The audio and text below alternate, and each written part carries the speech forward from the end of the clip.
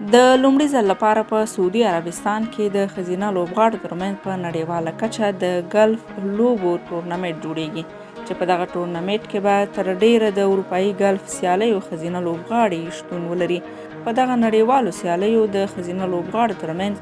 دوه ټورنمنټونه ترسره شوي چې د سعودي لومړي نړیوال ښځینه ټورنمنټ به د نومبر له 12 څخه تر 15 پورې او دوهم د سعودي ښځو نړیواله سیالۍ به د نومبر له 9 څخه تر 19 پورې ترسره کیږي.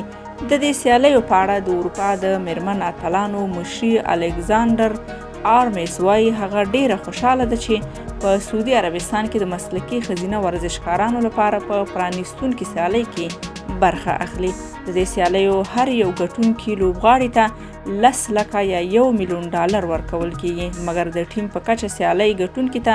15 لکه امریکایي ډالر ورکول کیږي چې دا دواړه سیالۍ به په رایل ګالف ریډ کلب یا رایل ګرین ګالف کې هم ترسره شي. باید وویل شي چې د دې سیالیو لومړی ټورنمنټ د دې کالج د مارچ میاشتې په پیل کې پلان شوی چې ترسره شي، مګر د کرونا ناروغۍ له امله وځنډول شو او اوس دا د راتلونکو څو ورځو کې پیلیږي. د ویلز اوسیدونکي آمی بولډن چې په دې میاشت کې د سویس ښځینه ټورنمنټ وګټله وایي چې د میرمنو ګالف لوبو کې د هغې اوسنۍ ژمنتیا خورا ګرانه ده.